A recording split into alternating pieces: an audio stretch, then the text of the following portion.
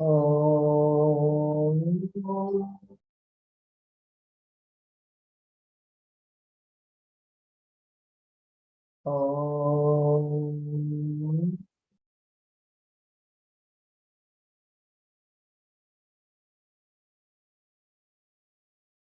ॐ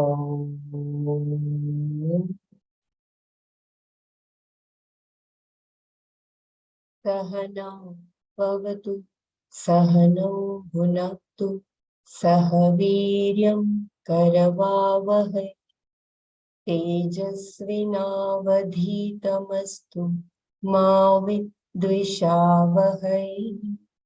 ॐ शान्ति शान्ति शान्तिः। नारायणं नमस्कृत्य नरं चैव नरोत्तमं देवीं सरस्वतीं व्यासं ततो जयमुदीरये। हरि ओम, जय गुरुदेव। ओम श्री परमात्मने नमः। अथ अष्टमोऽध्यायः अक्षरब्रह्म योगो नाम।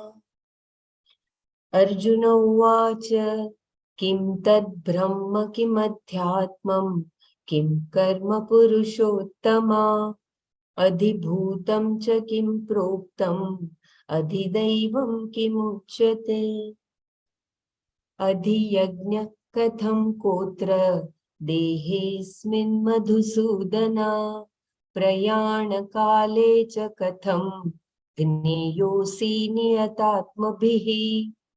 श्रीभगवानुवाच अक्षरं ब्रह्म परमं स्वभावोऽध्यात्ममुच्यते भूतभावोद्भवकरो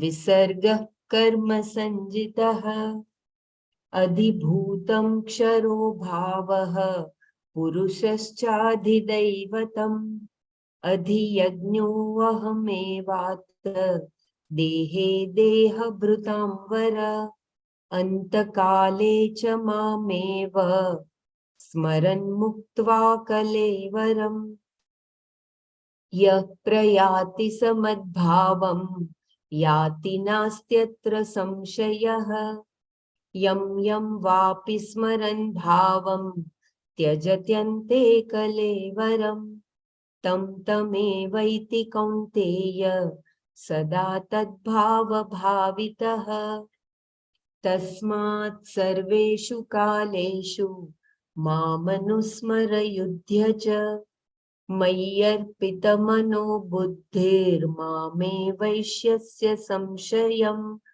अभ्यासयोगयुक्तेन चेतसा नान्यगामिना परमं पुरुषं दिव्यं याति पार्थानुचिन्तयन् कविं पुराणमनुशासितारं मनोरणीया समनुस्मरेद्यः सर्वस्य धातारमचिन्त्य रूपम् आदित्यवर्णं तमसः परस्तात् प्रयाणकाले मनसाचलेन भक्त्या युक्तो योगबलेन चैव भ्रुवोर्मध्ये प्राणमावेश्य सम्यक् सतं परं पुरुषमुपैति दिव्यम् सतं परं पुरुषमुपैति दिव्यम् यदक्षरं वेदविदो वदन्ति विशन्ति यद्यतयो वीतरागाः यदिच्छन्तो ब्रह्मचर्यं चरन्ति तत्ते पदं संग्रहेण प्रवक्ष्ये सर्वद्वाराणि संयम्य मनोरथि निरुध्य च मूर्ध्न्याधायात्मनः प्राणाम् आस्थितो योगधारणाम् ओमितेकाक्षरं ब्रह्म व्याहरन् मामनुस्मरन् यः प्रयाति त्यजन् देहं स याति परमां गतिम् अनन्यचेता सततं यो मां स्मरति नित्यशः तस्याहं सुलभ पार्थ नित्ययुक्तस्य योगिनः मामुपेत्य पुनर्जन्म दुःखालयमशाश्वतं नाप्नुवन्ति महात्मानः संसिद्धिं परमां गताः.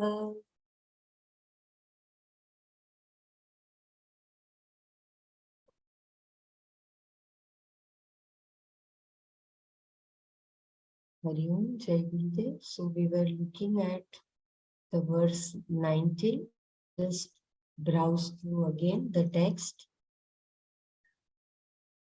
कविं पुराणमनुशासितारं मनोरणीयां समनुस्मरेद्यः सर्वस्य धातारमचिन्त्य रूपम् आदित्यवर्णं तमसः परस्तात्.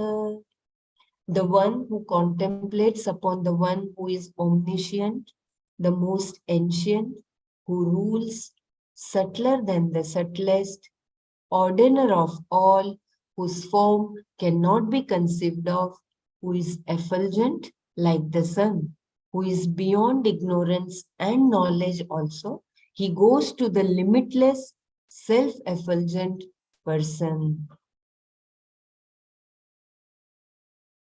So here there are different beautiful Visheshan Parmeshwara, who is described by the following words. Kavi, the one who sees through. Kavi is an excellent word for Parmeshwara. Purana, the one who is ancient, who in fact is eternal. Anushashita, the one who rules the whole creation, because of whom the law of dharma and all other laws in the creation exist. Anu Aniyan, the one who is subtler than the subtlest thing you can conceive of.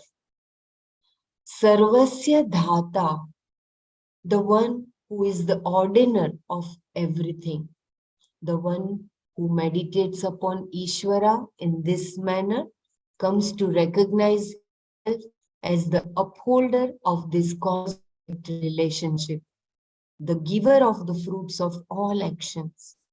Previously, he was only an agent, subject to the ups and downs of the results of his actions as they were given by Ishvara's law of karma. By contemplating upon the Swarupa of Parmeshwara, he identified himself as Parmeshwara, who is Sat Chit Ananda Atma. Achintya Rupa, the one whose form cannot be thought of.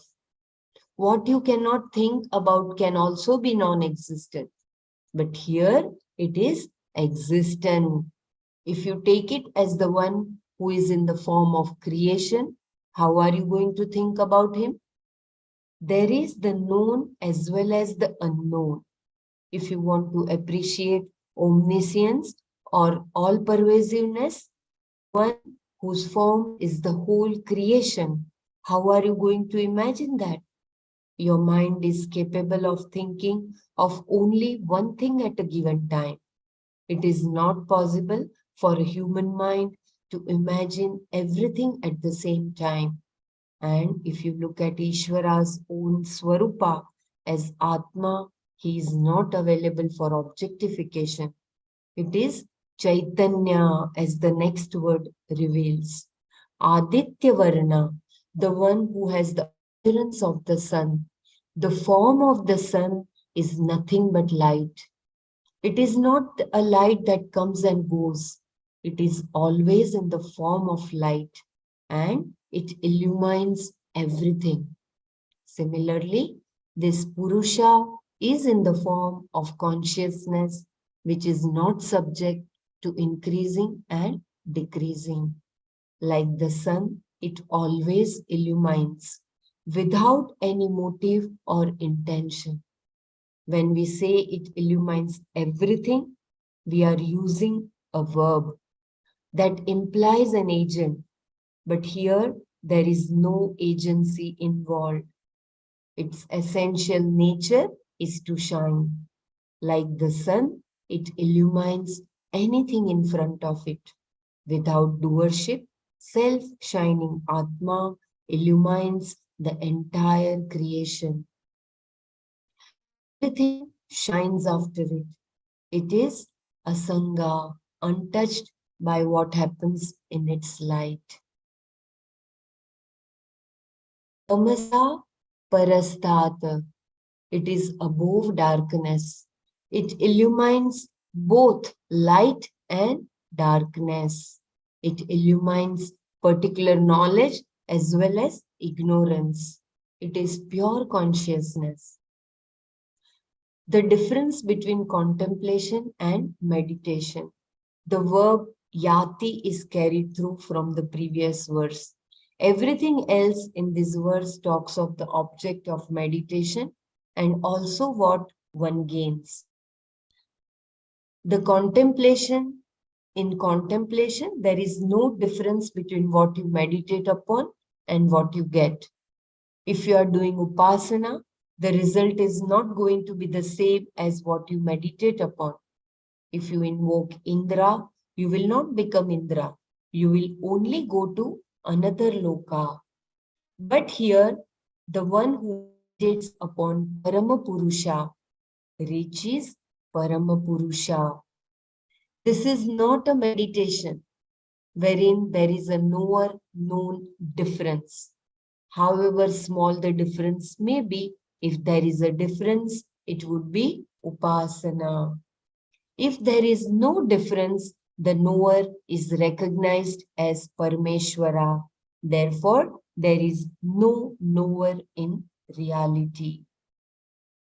Please pay attention here. There is a very subtle difference between Upasana and the recognition of Atma as Parmeshwara. All the words are appellations of Ishvara, and that indeed I am. This is pure jnana. That is why nididhyasana is entirely different from upasana. In upasana, the jiva and Ishvara are two different things, whether it is sampat upasana or ahangraha upasana, where you superimpose Ishvara's attributes on the jiva. Even so, it can pave the way for jnana and is therefore considered a fruitful meditation. Contemplation, however, based on Shravana and Manana is entirely different from any type of meditation. If what you have understood is somehow contradicted by experience, Nididhyasana is to be done. Shastra says that you are Sat Chit Ananda.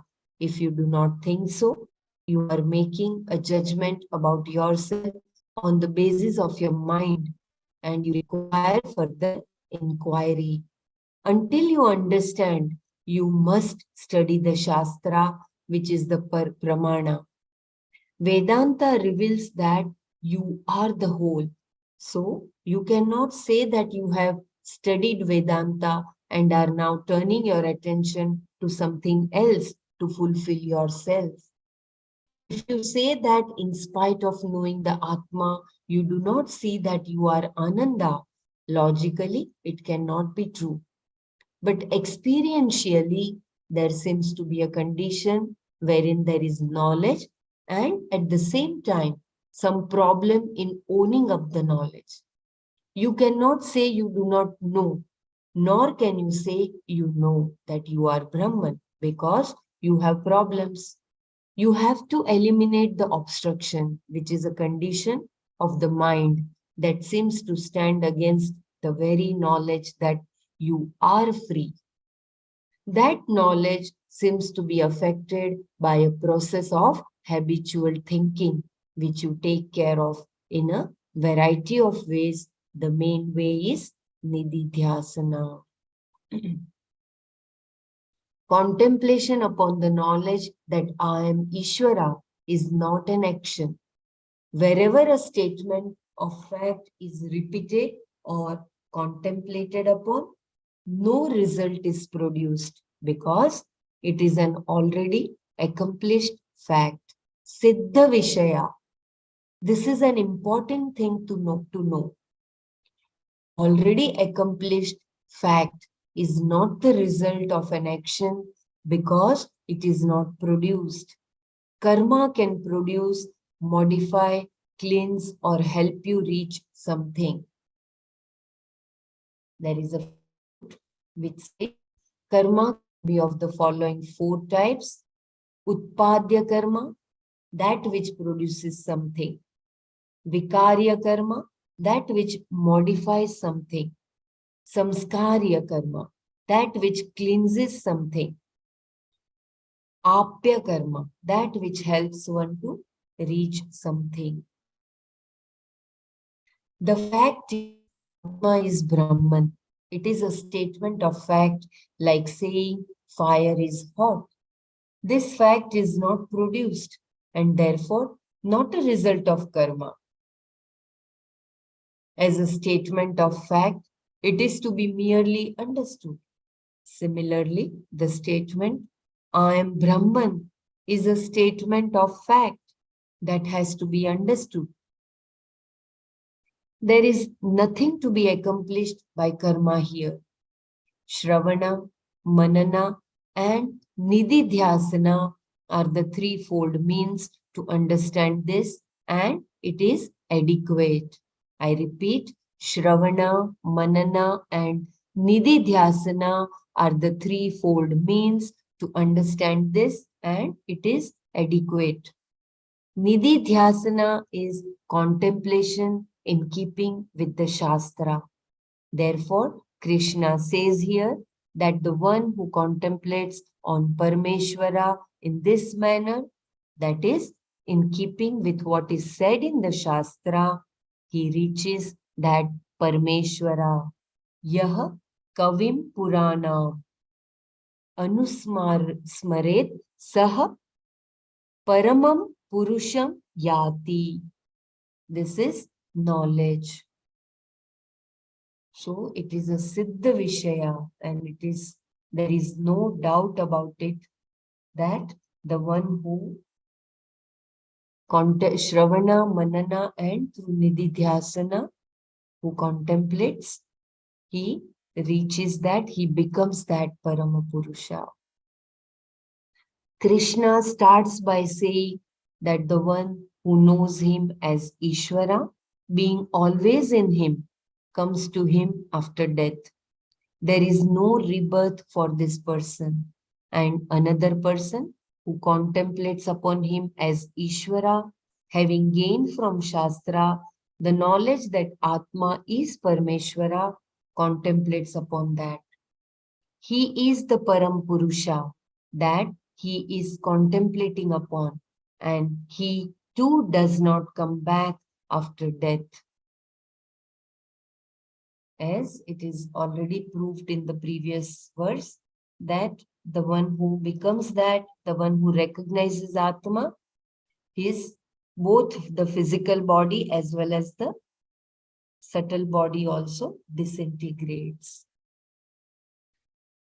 Then there is another person for whom the contemplation is coupled with yoga, specifically pranayama. He is discussed in the next verse. He also reaches Ishvara because of his contemplation. All these possibilities are mentioned because there are obstructions which are different for different people, and they have to be tackled differently depending on the person. A seeker uses yoga, various forms of upasana, and anything else that is necessary to remove obstructions. Anyone wants me to read anything? Please let me know before we go to the new verse. I hope you recall the obstructions, ignorance, those avarnas.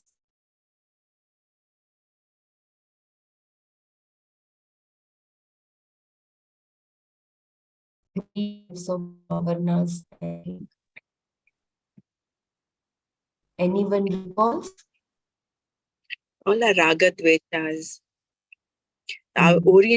habitual orientation, thanks Yeah. to So, lifetimes. So all this comes in as obstructions, yeah. which is why the Shastra Pramana is important. So with this backing of the Shastra Pramana and Abhyasa, both go hand in hand. Then when you sit for Nitidhyasana, these obstructions, because of Shravana, Manana, all these obstructions, all the doubts get clarified. And in that, with Abhyasa, you would have developed that Atma Shuddhi by doing your Nitya Naimitika Karma, doing your work as a Karma Yogi, pursuing knowledge. Then with the Dhyana Yoga, you develop that Antakarna Naischalya. Then the Shabda Pramana when you do this Brahma Abhyasa in Nididhyasana, then that recognition happens with all the obstructions removed. Yeah, that's so wonderful.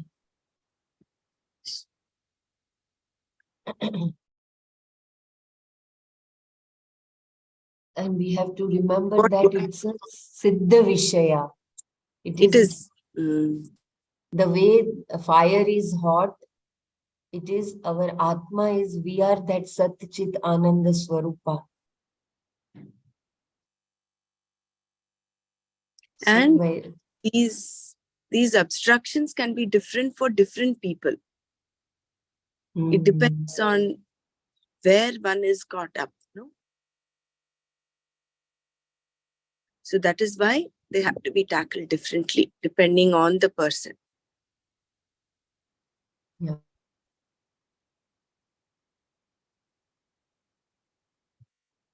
Here think I that is the Bhagavan reason. will Yeah, say that's in what he will next say now verse. in the next verse, which is also a Yeah. reason why we require a guru in this path.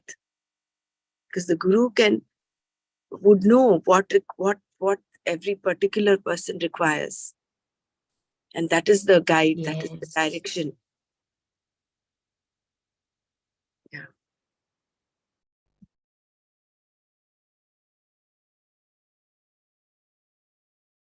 So we will start with the new verse.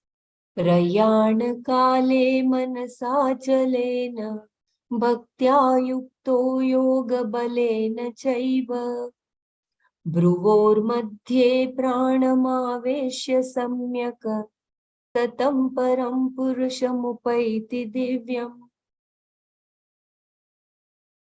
प्रयाण काले, at the time of death, achalena manasa, with a steady mind,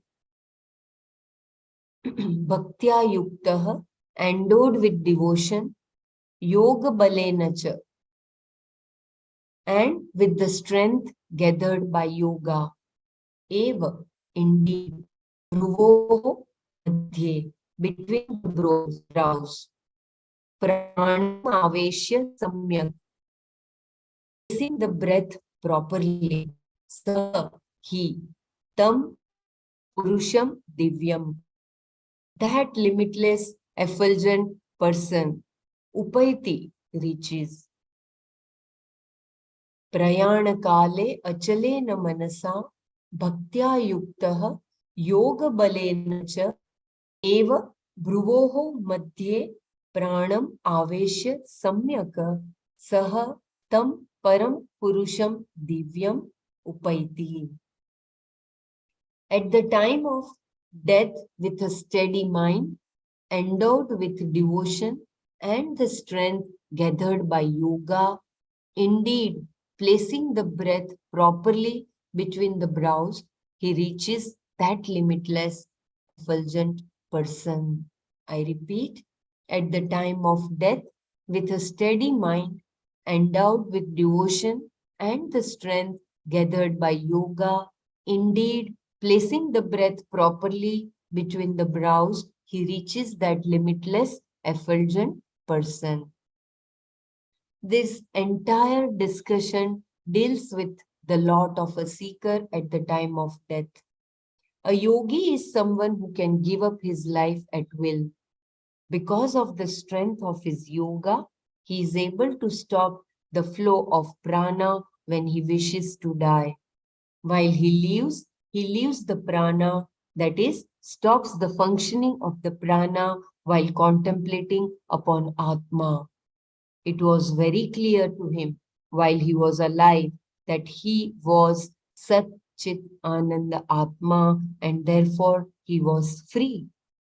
But he still had Kartritva because he used his will for death. So he will go to Brahmaloka and will be taught by Brahmaji and gain moksha. This is called Krama Mukti.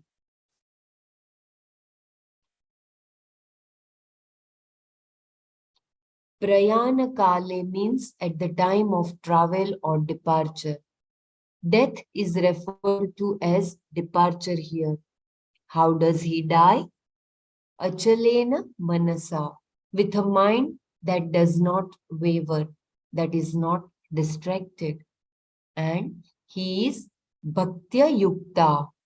Bhaktya Yukta. Yuktah, Kshamyatam. Bhaktya Yuktah. Endowed with devotion to the Purusha he is contemplating upon. This is a person who has great love for the Atma he contemplates upon. For him, there is no other love. I repeat, Prayana Kale means at the time of travel or departure. Death is referred to as departure here. How does he die? Achalena Manasa, with a mind that does not waver, that is not distracted. He is Bhaktya Yuktaha, endowed with devotion to the Purusha he is contemplating upon. This is a person who has great love for the Atma he contemplates upon. For him, there is no other love. And how does he willfully stop his prana? Yoga balena cha eva, with the strength of his yoga practice alone. Yoga bala, Shankara says, is steadiness of mind born of his practice of absorption, the culmination of his practice of Ashtanga Yoga. I repeat, it emphasizes the sadhana importance. And how does he willfully stop his prana? Yoga balena cha eva, with the strength of his yoga practice alone. Yoga Bala, Shankara says, is steadiness of mind born of his practice of absorption, the culmination of his practice of Ashtanga Yoga. The object of meditation produces a samskara in the mind, and with repeated meditation, the samskara deepens. For a mumukshu, the only object of meditation is Atma. Here he has the yoga bala, which is due to the samskara arising from repeated practice of absorption. This is a person who has lived his life in the practice of yoga along with the pursuit of knowledge. At the time of death, what does such a person do? Bhruvo madhye pranam aveshya samyaka. First, he brings his mind to his heart, the core of the self. He imagines a location on the right side of the heart, which is looked upon as the seat of the Ahankara. It is purely a visualization, but it does bring the mind to a state of absorption. Even when chanting a mantra, if you imagine that the mantra comes from there, the chanting is much more absorbing. I repeat, Bhruvoh Madhye Pranam Aveshya Samyaka.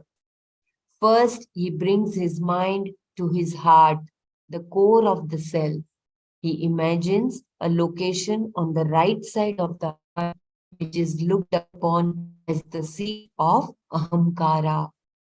It is purely a visualization, but it does bring the mind to a state of absorption.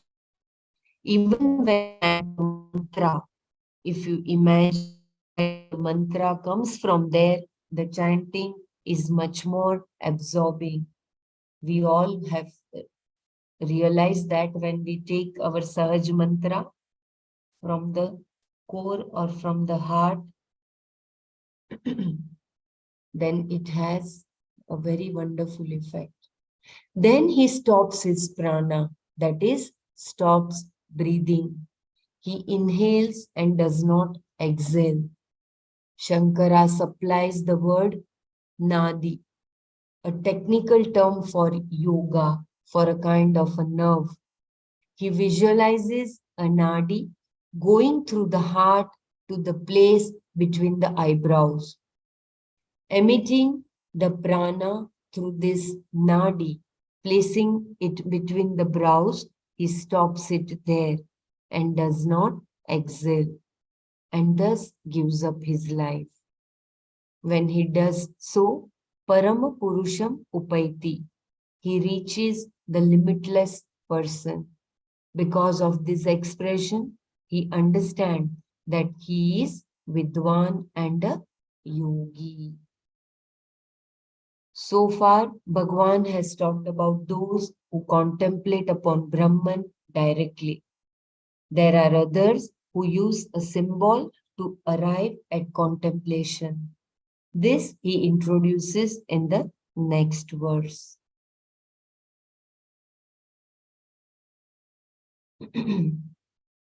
If you want me to repeat, do you think I should repeat? This is something very important to be Yeah, I think noticed. if you can repeat that thing about how he goes to Brahma Loka, that Krama Mukti. Yeah. I think that Krama Mukti means the ultimate end of a samsari. Like when you the highest gain a samsari can get with his practice here is Brahma Loka, with his abhyasa, which is that Krama Mukti. I think that he going to Brahma Loka and where he's taught by Brahmaji, Brahma Jnana. I think we came across this Krama Mukti earlier also. Yes. But that is still not recognition. It is he will have to come back again. Yeah.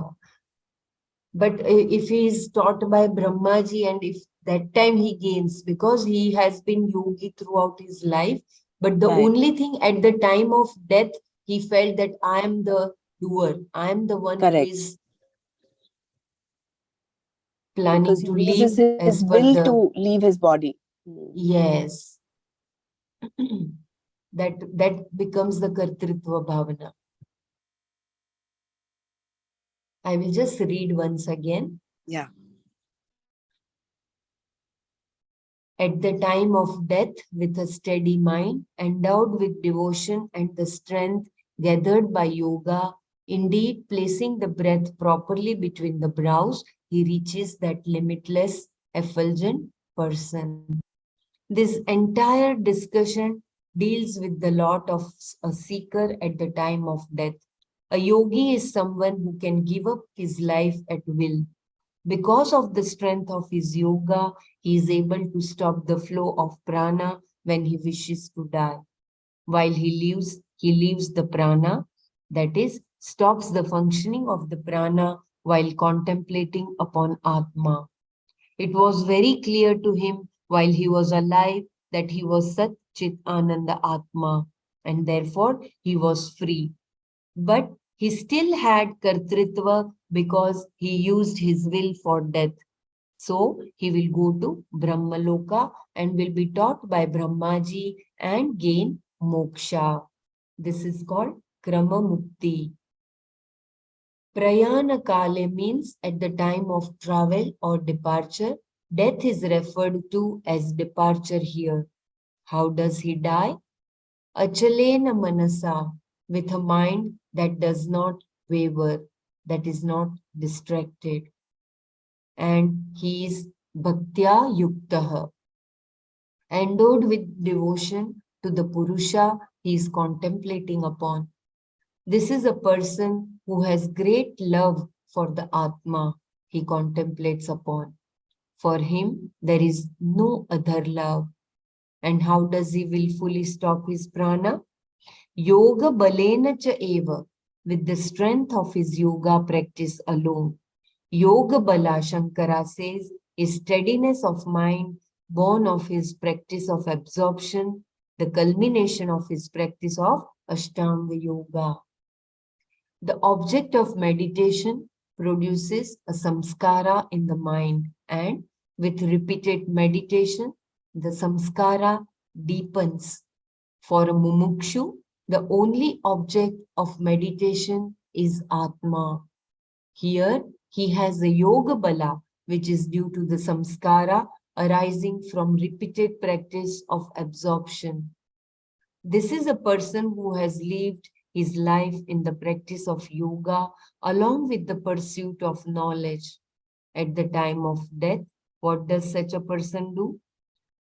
Bhruvoh madhye pranam aveshya samyaka. First, he brings his mind to his heart, the core of the self. He imagines a location on the right side of the heart, which is looked upon as the seat of the ahamkara. It is purely a visualization, but it does bring the mind to a state of absorption. Even when chanting a mantra, if you imagine that the mantra comes from there, the chanting is much more absorbing. Then he stops his prana, that is, stops breathing. He inhales and does not exhale. Shankara supplies the word nadi, a technical term from yoga for a kind of a nerve. He visualizes a nadi going through the heart to the place between the eyebrows, emitting the prana through this nadi, placing it between the brows. He stops it there and does not exhale, and thus gives up his life. When he does so, Param Purusham Upaiti, he reaches the limitless person. Because of this expression, we understand that he is a Vidwan and a Yogi. So far, Bhagwan has talked about those who contemplate upon Brahman directly. There are others who use a symbol to arrive at contemplation. This he introduces in the next verse.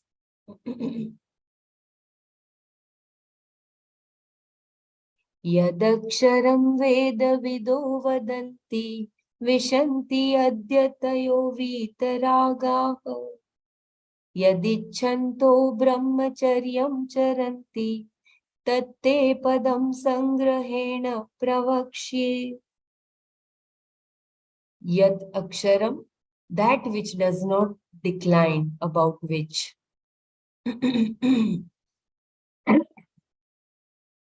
Veda vidah, those who know the Veda.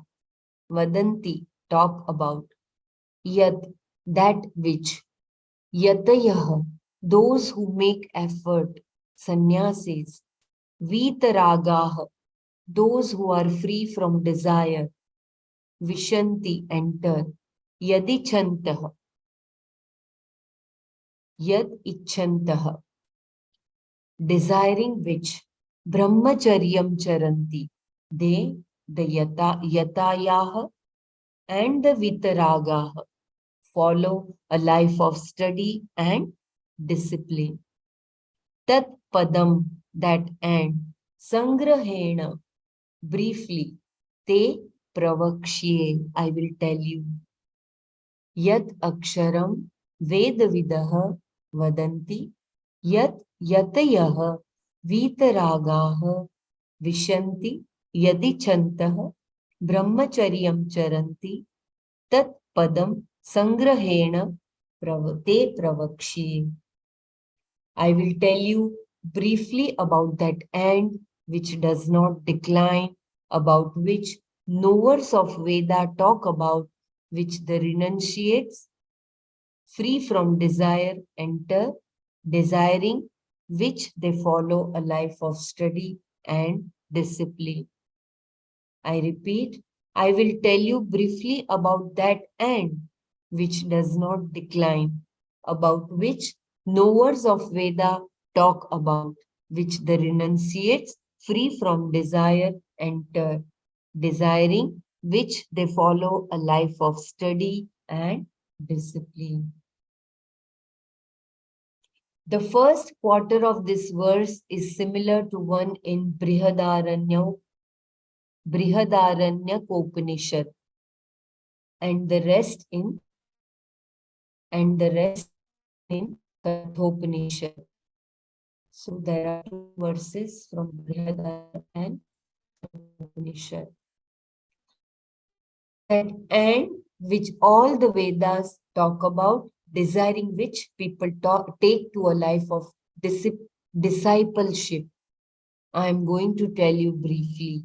That is Om. The same thing is going to be said here in 3 verses. I repeat, the first quarter of this verse is similar to one in Brihadaranyaka Upanishad and the rest to one in Kathopanishad. That and which all the Vedas talk about, desiring, which people take to a life of discipleship, I am going to tell you briefly. That is Om. The same thing is going to be said here in 3 verses. Yad Aksharam Vedavido Vadanti. Vedavid means those who know the Veda, not merely how to recite, but the meaning of the Veda.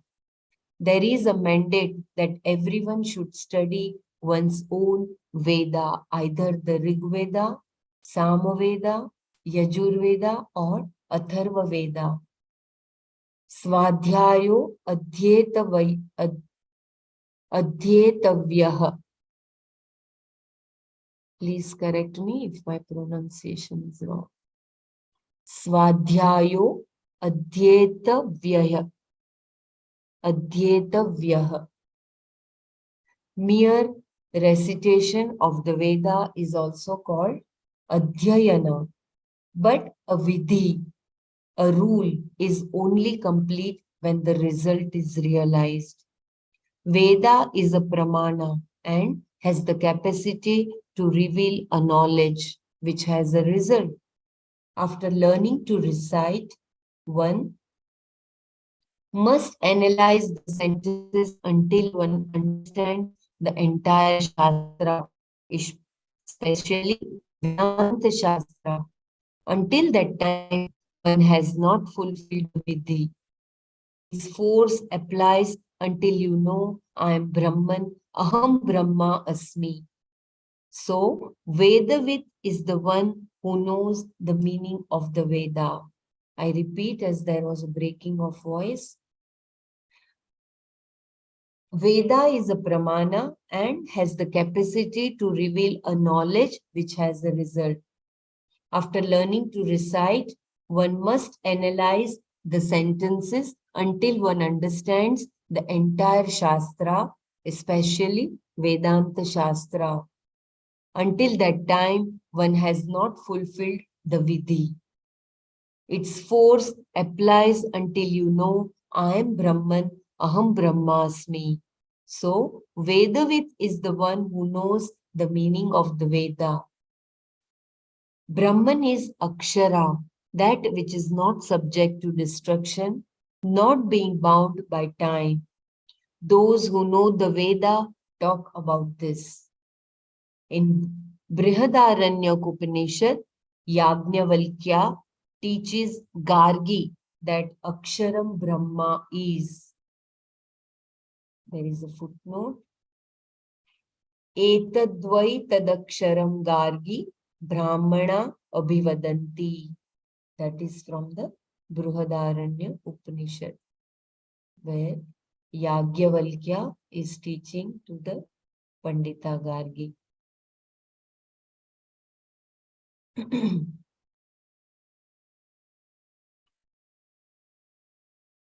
It is not big nor small, not short nor tall, and thus is free from all attributes. Aksharam Brahma is not an object, nor is it something to be gained in the usual sense. It is not to be experienced, but known. I repeat, in Brihadaranyaka Upanishad, Yajnavalkya teaches Gargi what Aksharam Brahma is.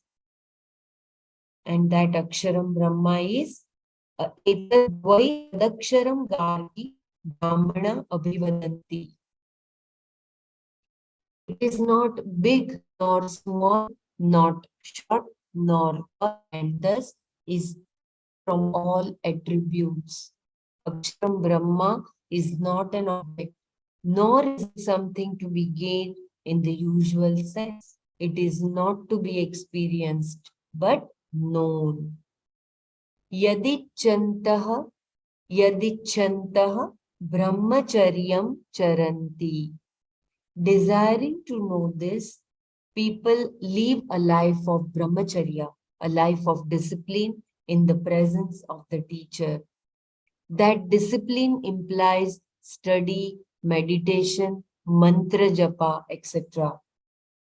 Yat yatah viti ragah vishanti. Vitaragah vishanti. I repeat, yati yat yatayah vitaragah vishanti. Yatis means those who are capable of right effort. One of the principal things that is required for this knowledge is renunciation. So, a person who gives up all other pursuits and dedicates his life to this pursuit is called a yati. He is a sannyasi. They are free from all powerful likes and dislikes because they are not interested in security and pleasure. They are committed to moksha.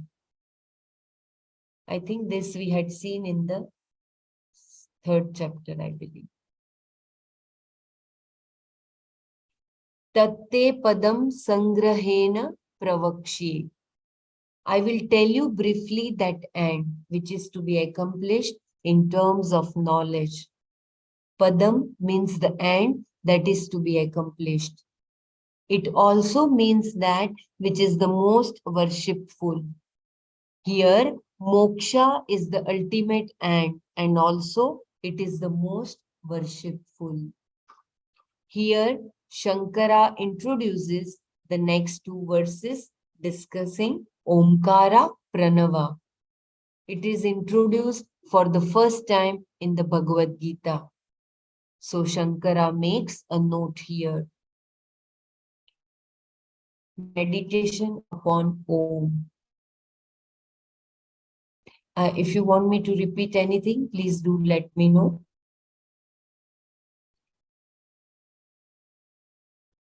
Om as a word for contemplation.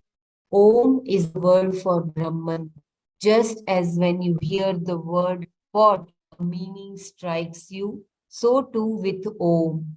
If you know the meaning, it registers when you hear the word Om. Then Om becomes a name, Vachaka, and Brahman, what is named, Vachya. I repeat, Om as a word for contemplation. Om is a word for Brahman. Just as when you hear the word pot, a meaning strikes you, so too with Om. If you know the meaning, it registers when you hear the word Om. Then Om becomes a name, Vachaka, and Brahman, what is named, Vachya. In general, between a word and its meaning, there is a permanent connection, Vachya, Vachaka Sambandha. For example, the word apple is a Vachaka and the object apple the Vachya. It is not quite the same with the name of a person. John, for example, can mean anybody. John is not a Vachaka in the same sense that apple is. It has no real vachya in that. There is no permanent vachya, vachaka, sambandha. John is a word that brings to mind a given person whom you know. It serves as a vachaka if you know that it is the name of a person you know. Similarly, the Shastra has named Brahman as Om. If you have studied the Shastra, you recognize Brahman by the name Om. The Shastra says that Atma, the conscious being, is Brahman and that Brahman is Om. You contemplate upon the meaning of Om as yourself being everything. Then Om takes the mind to contemplation, not meditation. But if you contemplate upon the meaning of Om as Ishvara, then it becomes meditation, dhyana, saguna Brahma upasana. This is so beautiful. In meditation, there are two types of symbols. One is verbal, pratika, the other a tangible physical form, pratima. Upon either of these, you can superimpose a concept of Ishvara and worship that symbol as Ishvara. In this type of meditation, Ishvara is always paroksha. I repeat, this is something very, very important. And Om is a word for Brahman. Just as when you hear the word pot, a meaning strikes you, so too with Om. If you know the meaning, it registers when you hear the word Om. Then Om becomes a name, Vachaka, and Brahman, what is named, Vachya. In general, between a word and its meaning, there is a permanent connection, vachya, vachaka sambandha. For example, the word apple is a vachaka and the object apple, the vachya. It is not quite the same with the name of a person. John, for example, can mean anybody. John is not a vachaka in the same sense that apple is. It has no real vachya in that there is no permanent vachya vachaka sambandha. John is a word that brings to mind a given person whom you know. It serves as a vachaka if you know that it is the name of a person you know. Similarly, the Shastra has named Brahman as Om. If you have studied the Shastra, you recognize Brahman by the name Om. The Shastra says that Atma, the conscious being, is Brahman and that Brahman is Om. You contemplate upon the meaning of Om as yourself being everything. Then Om takes the mind to contemplation, not meditation. But if you contemplate upon the meaning of Om as Ishvara, then it becomes meditation, dhyana, saguna, Brahma upasana. In meditation, there are two types of symbols. One is verbal, 1 second, pratika. Bela, just a second, if you can start. So here, the way in which we use Om makes a difference, whether we're doing a Nirguna Brahma Upasana or Saguna Brahma Upasana. If you're using it as you meaning you are everything, Satchidananda, and then it becomes contemplation. It is not meditation. It is not dhyana. But whereas you consider Om as Ishvara, then it becomes a Saguna Brahma Upasana, the one with the form. So here there's a distinction between meditation and contemplation, dhyana and nididhyasana. Dhyana is what we were learning in chapter 6 as a practice, as an abhyasa. So you could use it both ways. Because any upasana means that there is a duality still. That is, you are different from Ishvara. There's someone different from you. So that difference is still there in Upasana. So how we consider Om, how we meditate on Om depends on what aspect of Om we are meditating on. Is it the Ishvara aspect or is it the Satchidananda, the whole? But you are that.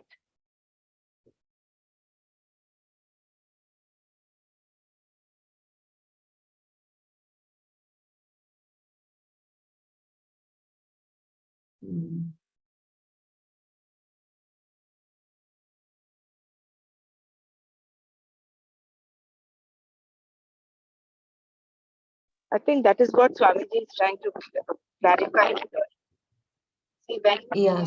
you got, So again in Om we have the Paroksha and Aparoksha. Does it yeah, mean that? it is similar. The Shastra has named Brahman as Om. So you recognize Brahman by the name Om. The Shastra says that Atma, the conscious being, is Brahman. And that Brahman is Om. You contemplate upon the meaning of Om as yourself being everything. So there is no separation there. That is the Nirguna Upasana. That is contemplation. That is Nididhyasana. Then Om takes the mind to contemplation, not meditation. But if you contemplate upon the meaning of Om as Ishvara, then it becomes meditation, jnana, Saguna Brahma Upasana. Here, this Ishvara is the creator of the universe. We give it a form. We give him a form, isn't it? So that when you consider that is jnana. So here once again,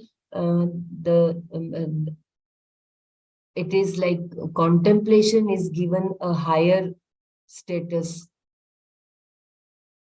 isn't it? Yes.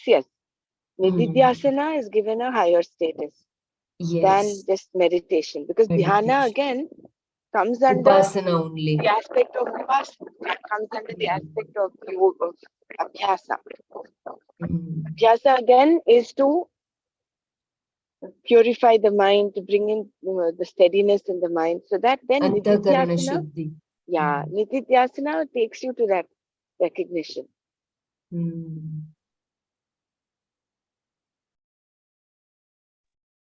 Can we repeat these two paragraphs of Om? Yeah, okay.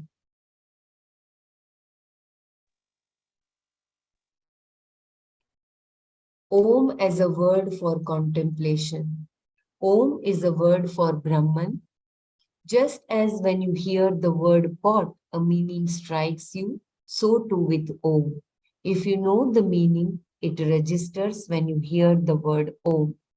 Then Om becomes a name, Vachaka, and Brahman, what is named Vachya. In general, between a word and its meaning, there is a permanent connection, Vachya, Vachaka Sambandha. For example, the word apple is a Vachaka and the object apple the Vachya. It is not quite the same with the name of a person. John, for example, can mean anybody. John is not a Vachaka in the same sense that apple is. It has no real Vachya in that. There is no permanent Vachya Vachaka Sambandha. John is a word that brings to a mind a given person whom you know. It serves as a Vachaka if you know that it is the name of a person you know. Similarly, the Shastra has named Brahman as Om. If you have studied the Shastra, you recognize Brahman by the name Om. The Shastra says that Atma, the conscious being, is Brahman and that Brahman is Om. You contemplate upon the meaning of Om as yourself being everything. Then Om takes the mind to contemplation, not meditation. But if you contemplate upon the meaning of Om as Ishvara, then it becomes meditation, dhyana, saguna brahma upasana. In meditation, there are two types of symbols. One is verbal, pratika. The other is a tangible physical form, pratima. Upon either of these, you can superimpose a concept of Ishvara and worship that symbol as Ishvara. In this type of meditation, Ishvara is always paroksha. Meditation with Om as a pratika. Am I allowed to continue, Brahmaraji? The time is How much more is left, Bella? one page, almost one page. If everyone agrees, then I will continue. Yeah, I think we'll complete this. No? And this is Okay. Okay. pratika. Om meditation with Om as a pratika. Pratika is like a symbol, Symbol, yeah. like a chinna. And Yeah, Pratima is like a vigraha. yeah. Mhm. Meditation with Om as a pratika. Pratika. Om can also be a sound symbol, a pratika. Then it means aparam Brahma. It is purely a symbol upon which you superimpose your indirect knowledge of Ishvara. Because there is no knowledge, it is no longer a vachaka. It is purely for upasana, which has the result of taking you to Brahmaloka. There you may be taught by Brahmaji if you are a mumukshu and if you have enough punya, or you will return to a human birth and pick up the thread. In Prashnopanishad, that is the 5.1 to 5.5, Satyakama asks his guru what kind of loka a person will gain if he meditates upon Om, and he is told that Omkara can represent both Parama Brahma and Aparama Brahma. It is Apara if it is a pratika, a symbol for Paroksha Ishvara. It is Para if it is contemplated upon as Paramatma, who is identical with Pratyagatma. This is very important line. Please pay attention. I'm reading again. In Prashno Upanishad, Satyakama asks his guru what kind of loka a person will gain if he meditates upon Om, and he is told that Omkara can represent both Parama Brahma and Aparama Brahma. It is Apara if it is a pratika, a symbol for Paroksha Ishvara. It is Para if it is contemplated upon as Paramatma, who is identical with Pratyagatma. Each letter, as we have seen, represents one of the three states of experience. When Omkara is chanted, the last letter, Makara, resolves into the silence, which is pure consciousness, neither waker, nor dreamer, nor sleeper. From that silence, the Akara arises. When you chant Om, the word is pervaded by consciousness, which itself is not affected by Akara, the Makara, or the Ukara. A, U, or Ma. Everything resolves in that which is neither waker consciousness, nor dreamer consciousness, nor in between consciousness, nor sleeper consciousness, nor is it all knowing consciousness, nor unconsciousness. That is what is called consciousness. That is the Atma, Om, the Vachaka from Brahman. I think this we should take a picture and put it in the group today. This is so very important. Each letter, as we have seen, represents one of the three states of experience. When Omkara is chanted, the last letter Makara resolves into silence, which is pure consciousness, neither waker, nor dreamer, nor sleeper. From that silence, the akara arises. When you chant Om, the word is pervaded by consciousness, which itself is not affected by akara, the makara, or the ukara, a, u, or ma. Everything resolves in that which is neither waker consciousness, nor dreamer consciousness, nor in between consciousness, nor sleeper consciousness, nor is it all knowing consciousness, nor unconsciousness. That is what is called consciousness. That is the Atma, Om, the Vachaka for Brahman. In Kathopanishad, Nachiketas asks about that which is above dharma and other adharma, above cause and effect. Lord Yama answers in a way that is similar to what is mentioned here. But in other places, Omkara is presented as a symbol for Upasana for those who do not understand Param Brahma as it was taught to them. Since the Gita Shastra is dealing with the various forms of departure here, the one who meditates upon Om is discussed. If he meditates on Om as a symbol, there is travel and further birth. If he contemplates and understands it, there is no further travel.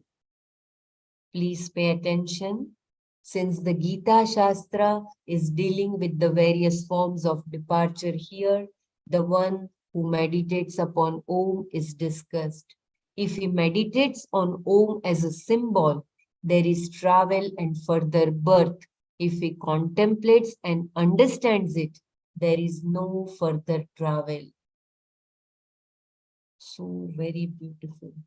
And in the following two verses, Bhagwan talks about those who meditate upon Om at the end of their life and the result of that. So with that, we all try to chant Om and we try to contemplate upon that Akara, Ukara and Makara.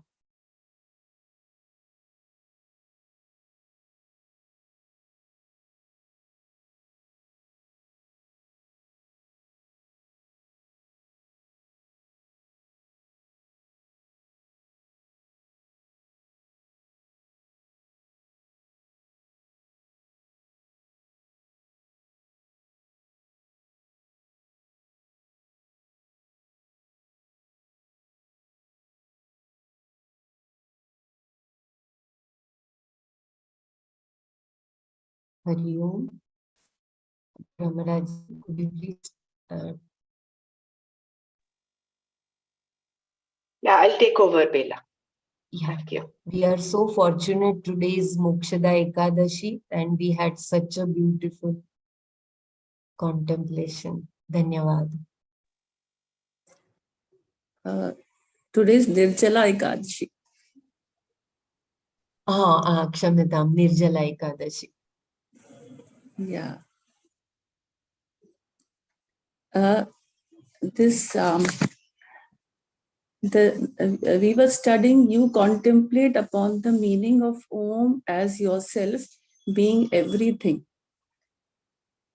So here the meaning of Om, what I listened to in that video, what I came to know is what the qualities of Om is that that Dinesh sir was describing, that it is the Bhu, Bhuva and Swaha. So the Bhu is the energy, part of Om, and the energy which is like what is produced, and the bhuva is that the remover of the sorrow, like dukhnashak. And dukhnashak, in that you have that how the sorrow can be removed. It is like if you sorrow is due to ignorance and inability, or some deprivation is there. Because of these three, the sorrow is there. So it is the quality of it is that it removes these three qualities: agyanata, abhav, and ashakti. And the swa is that the sukh swarupa, like the fullness, the purnatva feeling you have, which you have only when you have that self-realization. So these qualities, the bhu, bhuva, and swaha, these are the qualities of Om, and due to which it is been called that it holds whole entirety, like it is not deficient in any way. It completes everything. So it has that ability to exist independently without any support, as we read in this previous paragraph. This vachya vachaka sambandha. So the like if a person name is suppose Satya, and the person name is Satya, but it is not essential that he will be speaking the truth. He can be like he the quality of Satya is not essential that it will be there in him. So it is doubtful that he would have. Similarly, explain the John example has been explained. So, but in case of Brahma, it is, in case of Om, it is like it's paripurn in itself. It doesn't, what is there is there. You don't have to prove it, or it does not need any support to exist. It is the Satya. Like, I mean that it's, it will be holding its quality in its entirety. It is not at all doubtful that. So the word gives the meaning actually. Actually, for Om, Om, it is said there are, I might not sure whether I'm right, but then there are 16 different interpretations for Om. Like one is like, it could mean all the three kalas, the three states of different states of consciousness. And it could be the three kalas.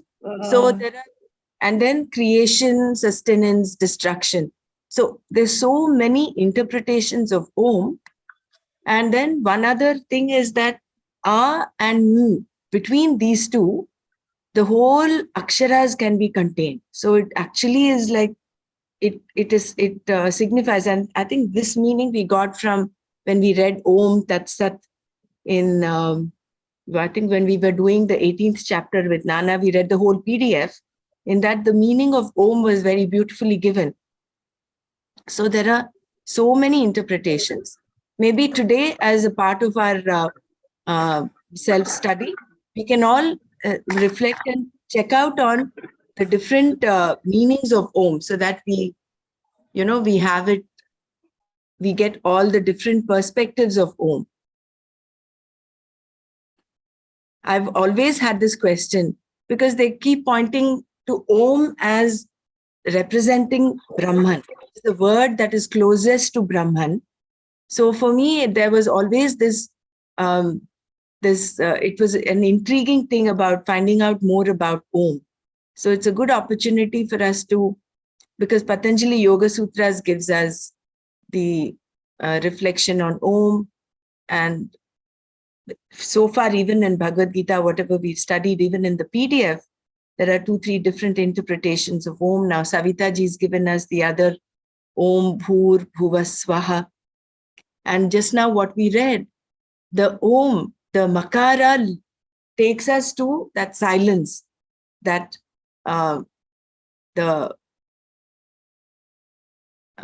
it resolves into silence. So in Patanjali, there's a shloka, Tasya Vachaka Pranava. This describes that how Om exists independently of itself. It doesn't need any support system. It is complete in itself. And then this Mandukya Upanishad, it gives Om iti etat aksharam idam sarvam, which is described here in this text we are reading, this Vachya, Vachika Sambandha. This is described by this Mandukya Upanishad, by this verse, like Om iti etat aksharam idam sarvam. And what you are saying, that the Varnmala, he also mentioned this also, that every, if you start speaking from Om, then all the, after Ma, you cannot say any, you cannot speak further. When you end with Ma, if you try to pronounce some other akshar, you will not be able to. So he said that all the Varnmala is like it is, like it is samahit in it. I don't know. all the aksharas are there in that. Yeah. And you know, the best source for knowing Om is the Mandukya Upanishad, in which it is mentioned that we have read in this, the wake, dream, and sleep. So there is I think there was a shloka, just one second, it is a 5th shloka of Mandukya Upanishad, I think. Yatra supto na kakshat kama kamyate na kan swapna pashyati tat sushuptam sthanam eki bhuta pragyan ghan eva nandmayo. Like it's a long one. Though it describes how these 3 states of the sleep, the wake, and the dream, these 3 states are described, and the silence which is which ends in the last, that is the Turiya state. This is described by this 5th shloka of Mandukya Upanishad. 4th also and 5th also, both. So you can Mandukya Upanishad is a very small one. The shlokas on the group? You can take a screenshot of the text and then put it in the group. If that's possible. Actually, I don't have the literature part. It was only that I once attended the classes of Mandukya Upanishads. So I just took some notes from it while he was teaching. Okay. I don't have the literature at present. No problem. Though I was wanting to get it, he said he will give it, but I haven't received yet. No problem. Yeah. Maybe I'll try to get it. I'll get it. I'll post it. Yeah, no problem. Yeah. So basically, there's these 2 verses. I think we've done one verse, no? After this, Kavim Purana Manushasitaram Anoraniyan Samarusmaretyaha Sarvasya Dhataramachintya Rupam Aditya Varnam Tamasa Parastat. And then after that was this next verse, talking of the yogi who keeps his he, at the time when he leaves the body, prayana kale anasachalena, yoga balena chaiva. So from the power of his yoga, he takes his prana from his heart center to the brow, between the brows, and then does not exhale, and he leaves the body. And he is supposedly, then he goes to Brahmaloka, where he's taught by Brahmaji, and there he gets his moksha. That is the krama mukti, but he still has some will, because he's willfully he's willfully left his body. So that this is the description that Swamiji has given. I think we will have to go through that one more time to kind of get it, but it only means that because different people have different kinds of obstructions, this vikshepa, mala, vikshepa, and this avarana, there are different methods also based on what the person requires. So there are some who follow just Ashtanga yoga, and then with that yoga bala, this is what they do. And then the next one was talking about the contemplation on Om. How you could contemplate on it, either as it's considering it as Om as everything, that you are that everything, versus taking Om as a symbol, as a representation of Ishvara. So one becomes contemplation and the other becomes meditation, dhyana. So it is good to go through this one more time, I think tomorrow. And we'll see whether we can do a bit of research and come out with different meanings and interpretations of Om.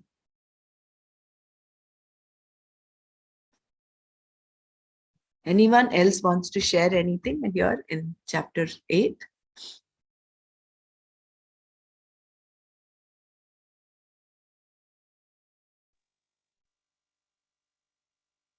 I think there is still lot to really absorb.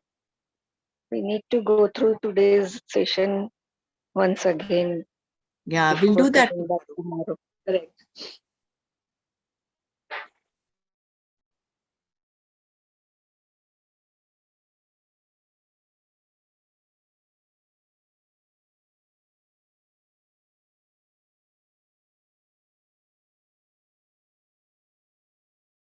So we'll just go back to chapter 6 and continue from where we were left. Yesterday we talked about bliss always comes to an end. So saying we have Brahman is eternal bliss, that is not really technically right, because where is that thing that we read about? Yeah, this is where people make mistakes and talk about eternal bliss. So this Atyanta Sukha is the Sukha that is not comparable to the degrees of Sukha that you gather. This Sukha is not eternal bliss. It's one's nature, Swarupa.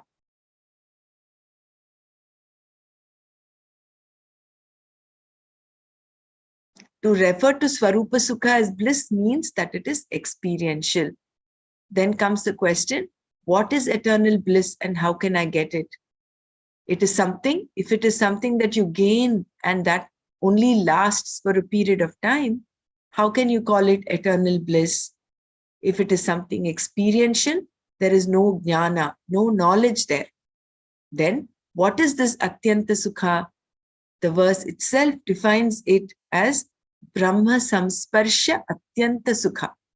A Sukha that is born out of recognizing Brahman, contacting Brahman.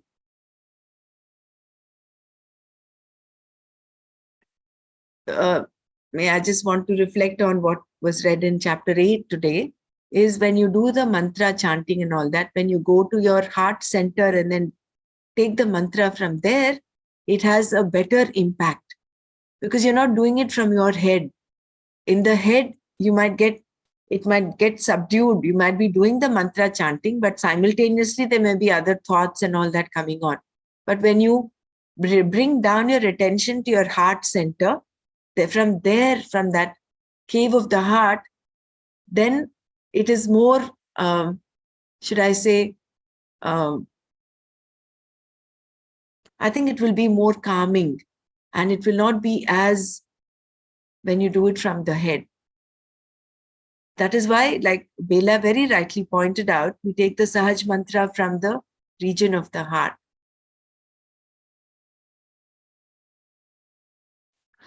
Whenever you touch something pleasant, the sukha you get is called sparsha sukha. Does this mean that by contacting Brahman, by hugging Brahman, you will gain atyanta sukha? No. Brahman is not an object available for hugging. Brahman is a word used by the Shastra for revealing oneself as the whole. Because of the knowledge that Atma is Brahman, there is sukha called Brahma Samsparsha Sukha, a sukha born of the contact of Brahman, meaning the recognition of the self as Brahman. This sukha belongs to Brahman. It is the very nature of Brahman. In fact, therefore it is called Swarupa Sukha. Swarupa Sukha is not a sukha that is experiential. It is the sukha that is recognized as the nature, Swarupa, of every form of sukha. In any form of sukha that you get, the sukha is because of Swarupa Sukha, the wholeness that is the nature of Brahman. Born out of the knowledge that the self is Brahman, the meditator is said to gain this Swarupa Sukha. Bliss always comes to an end. In his commentary to this verse, Shankara says that Atyanta Sukha is that which does not come to an end. If this Sukha were bliss, it would come to an end because any experience has a limit. Therefore, bliss is a finite Sukha. So every experience has a limit. Therefore, bliss is a finite Sukha, not Atyanta Sukha that transcends all limits, the limits of time or degrees. Such limits do not exist for the Sukha that is one's very nature, because Swarupa Sukha can never be experiential Sukha. For Sukha to be experiential, there must be a particular condition of the mind, and that condition will always change because it is within time. Since it is within time, experiential Sukha is non-eternal. But in every Sukha, there is a Swarupa, a truth, and that truth is the nature of Atma, which is free from any form of limitation. This limitlessness, wholeness, Purnatva, implied by the non-separation of the knower from all that is known, the firm understanding that Sarvam Ahamasmi is the Swarupa Sukha, referred to in these two verses as Uttama Sukha and Atyanta Sukha. So this limitlessness, wholeness, Purnatva, implied by the non-separation of the knower from all that is known, the firm understanding that Sarvam Aham Asmi is the Swarupa Sukha, referred to in these two verses as Uttama Sukha and Atyanta Sukha. And being the very Swarupa of Atma, it cannot come to an end. As long as Atma is there, Sukha is there. And Atma, beyond being beyond time, is eternal.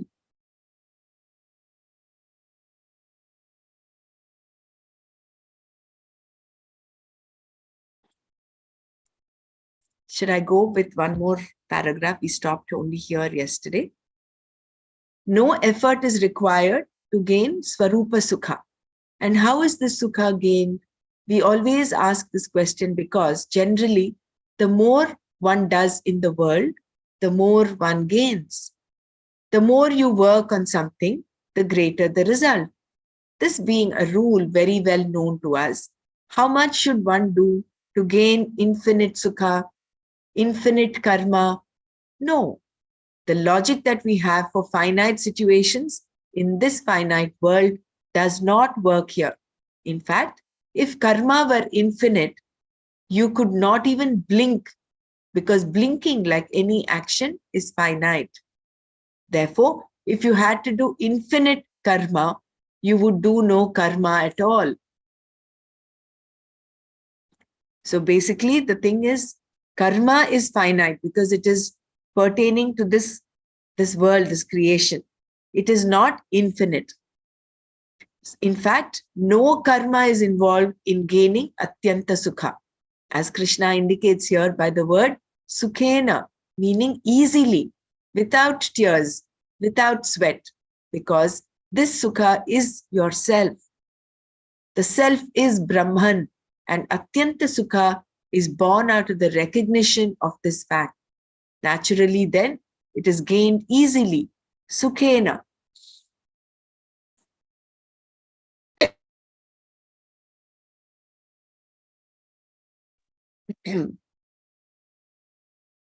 Because it is already the Siddha Vishaya. There is nothing new to gain. It is already you.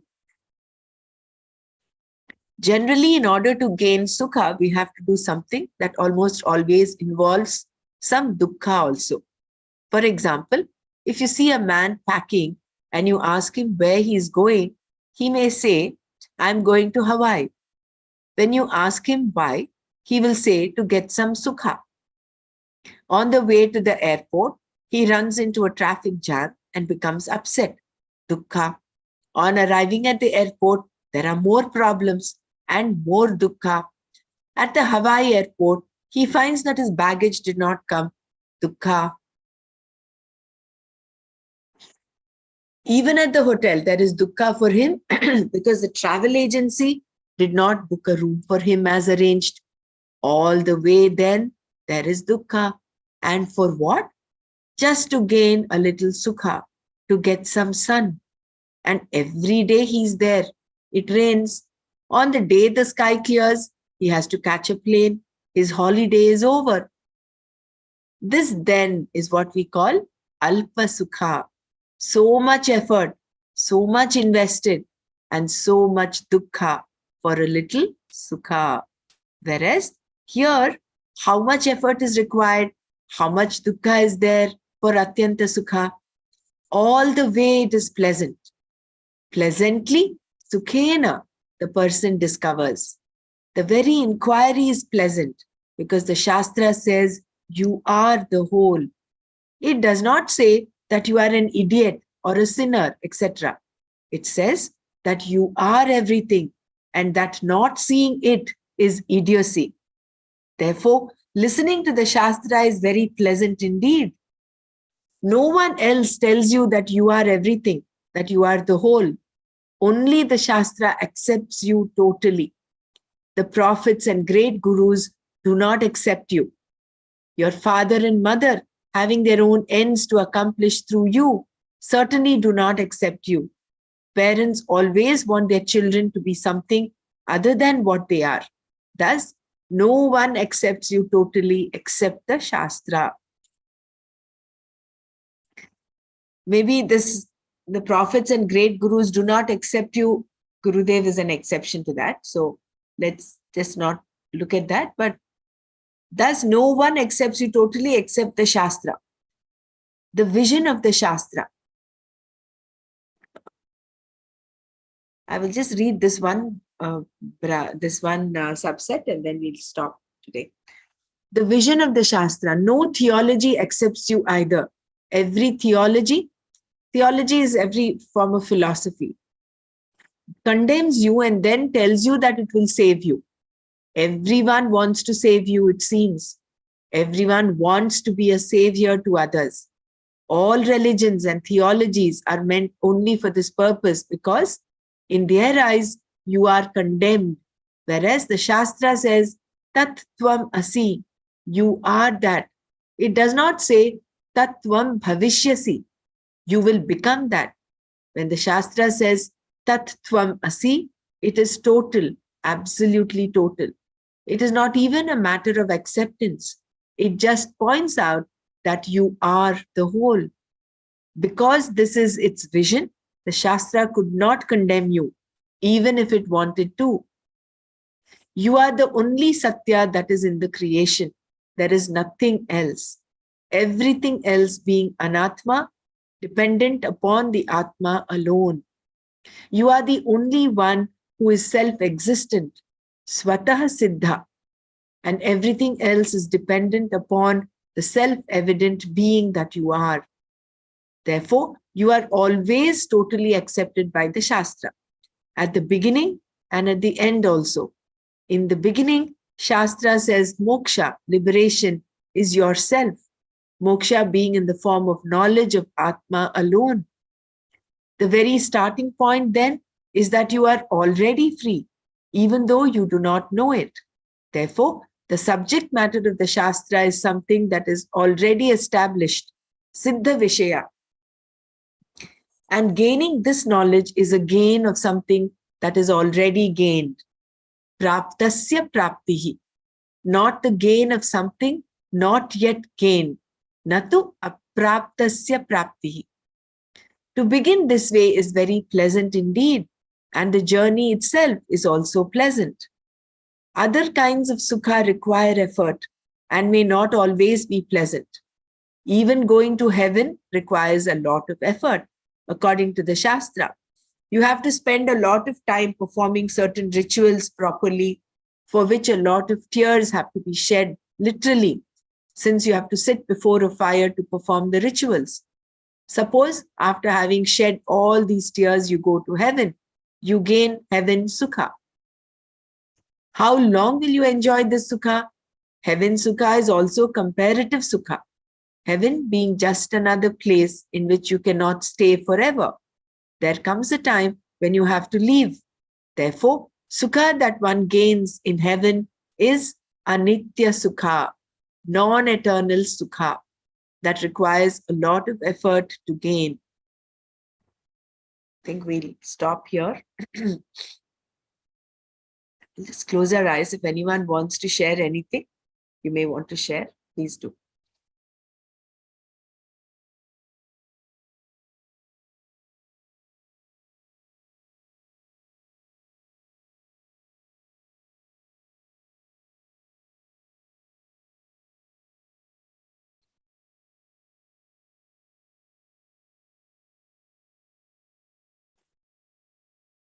So basically, this sukha is sukhena. This atyanta sukha that we get it effortlessly, sukhena, and the whole journey itself is pleasant. The starting is moksha, you are that, it is already siddha vishaya, and the end is also that. It is praptasya praptihi. That is what is already gained. This knowledge is a gain of something that is already gained. Natu apraptasya prapti. It is not something that has not been gained. It is the siddha vishaya.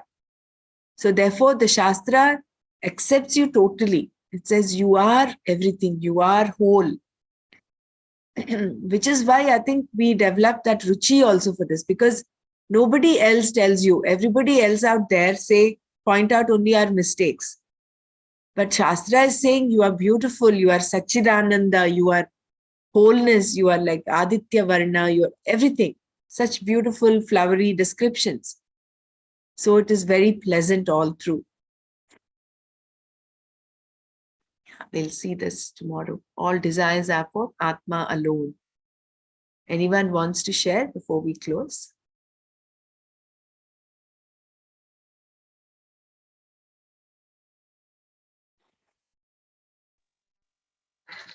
This is all for the first time in life I'm going through.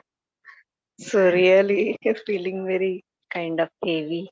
Need to go through it again and again. Correct. Punah punaha. Remember, Nana told us we have to do this 18 times minimum. We are only in the first round of reading this. Very fortunate, but at the same time feel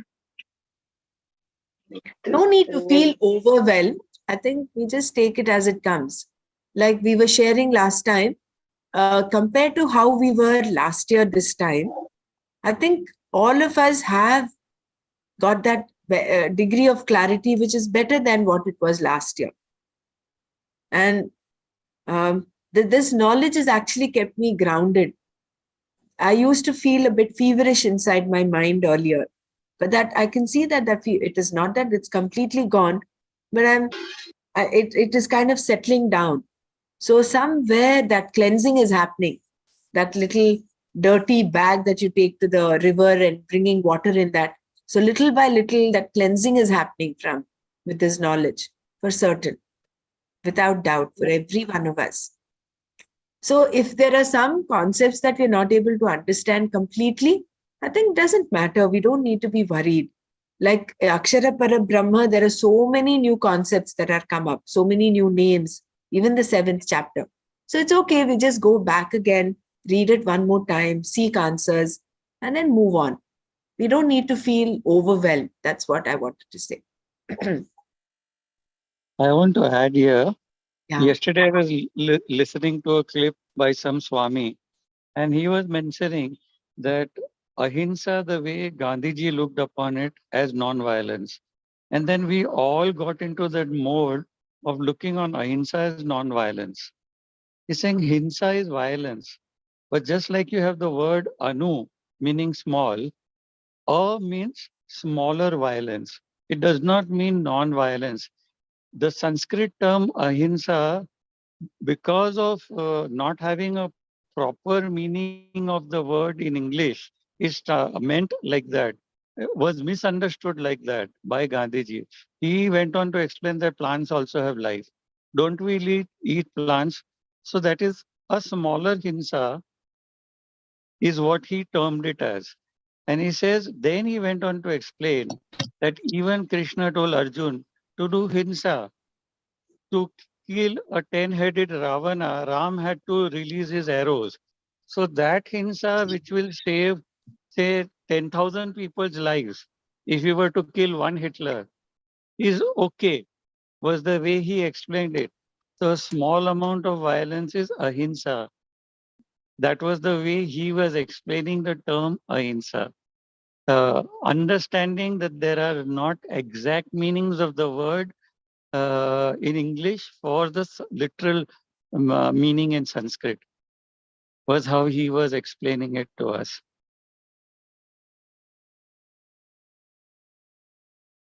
Jai Gurudev. Well, very nice. It then clears up, we thought of as non-violence when we started a year back, and then people wanted to bring about corrections in people who are eating non-veg and all that. So